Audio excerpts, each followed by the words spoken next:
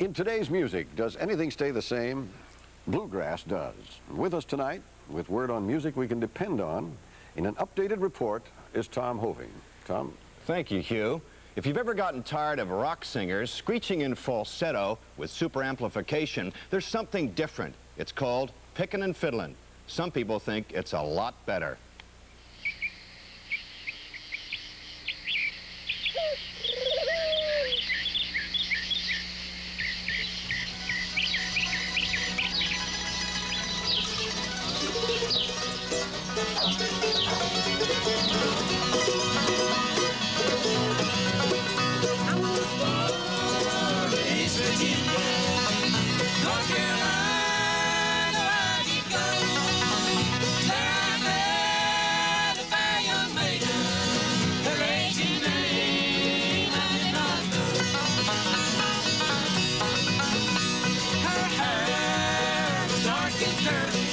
As you can tell, this is country music, but you won't find Nashville's country and western stars playing it. Most record stores don't sell it. You can twist the dial and probably never find this sound on your radio.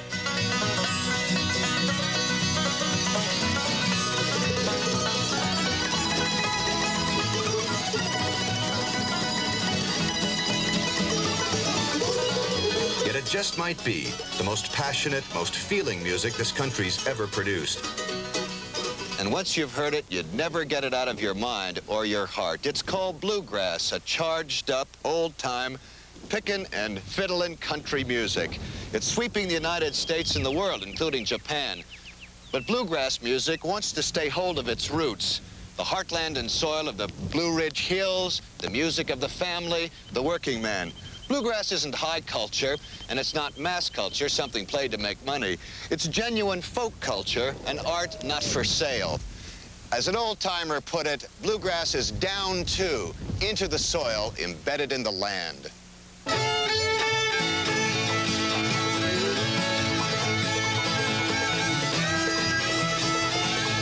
What sets bluegrass apart from country and western music is the way it's played. What the twanging guitar is to the Nashville sound, the hard-driving banjo is to bluegrass. And there's another difference. The country musicians are paid fabulous salaries in comparison to what bluegrass musicians are paid. But they never express their feelings like a bluegrass musician does. Bluegrass musician is just love that's in you that you got to expel some way to your fellow neighbor, your man, your sweetheart, your wife, or whoever it might be. And that's about the best way in the world to explain it, I believe. If you lay bricks all day, that's a tedious job. Or if you work on an assembly line, or if you work in a cotton mill, these people who do these kinds of work also need creative outlets, and this is a creative outlet for working folks. It is of the rural roots of America.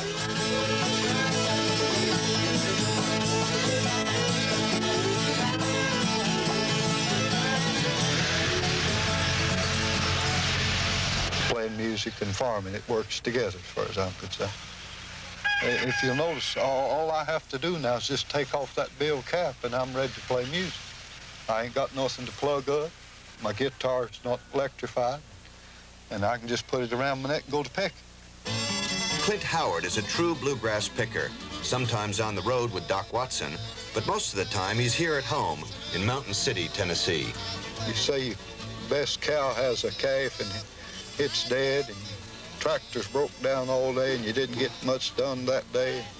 You go to the house and your wife ain't got supper ready because she's been out looking about that cow. You can get your guitar and sit down and start strumming a little while she's cooking supper. By the time supper's ready and you've eaten, some of the other boys has come and you just forget all your troubles and the next day looks good. When did bluegrass become stylized? It was the late 1940s, and it was with Bill Monroe and the Bluegrass Boys. For a city boy, Hal Bruno knows his bluegrass. He's been playing it for 30 years. But it was Bill Monroe who put that great band together.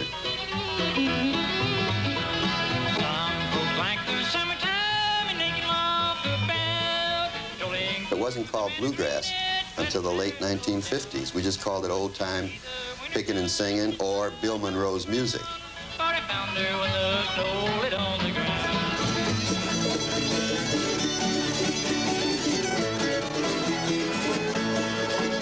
Much of the bluegrass sound can be traced back to the old country songs of the original English, Irish, and Scottish settlers.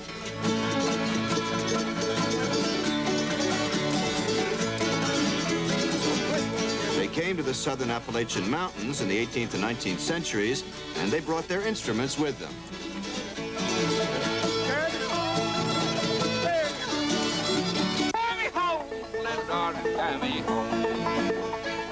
And one of the key elements is the fiddle. And if you listen carefully, you'll notice the bluegrass fiddle sounds a lot like the bagpipe.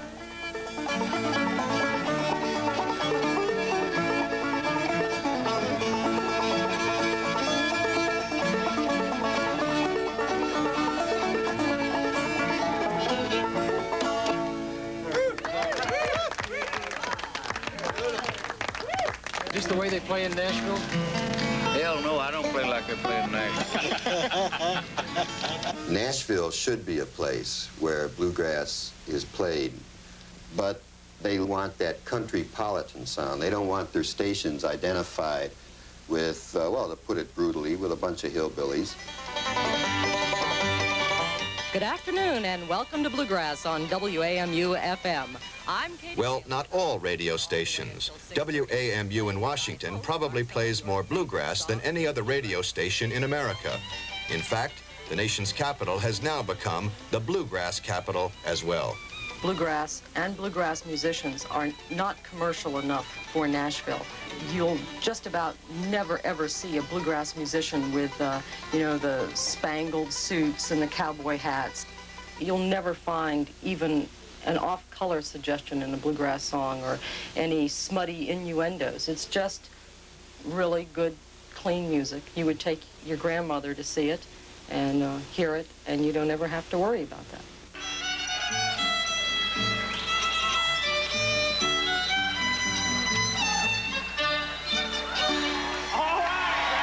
Today, summertime bluegrass festivals are attracting overflow crowds, sometimes even rowdy crowds. This one, which we filmed in Union Grove, North Carolina last spring, wasn't even held this year because the townspeople wouldn't allow it.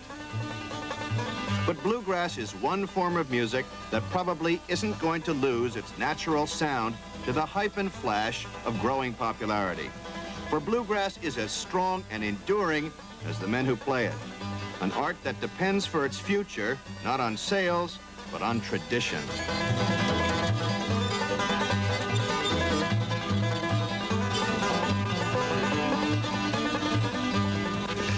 It's just a part of us.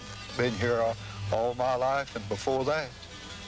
And my people, my mother, she played music and she teaches it to me, and I'm teaching it to my children, and they're teaching it to their children.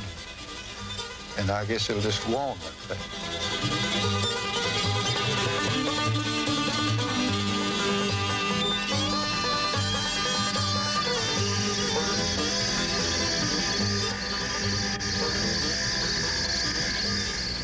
The unique thing about bluegrass is that it doesn't need records, radio, television, or festivals to keep going. All it needs is time.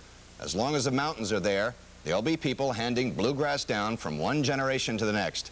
In a time when our traditions seem to have built-in obsolescence, Hugh, bluegrass endures. Sure does. Thank you, Tom. We'll be right back.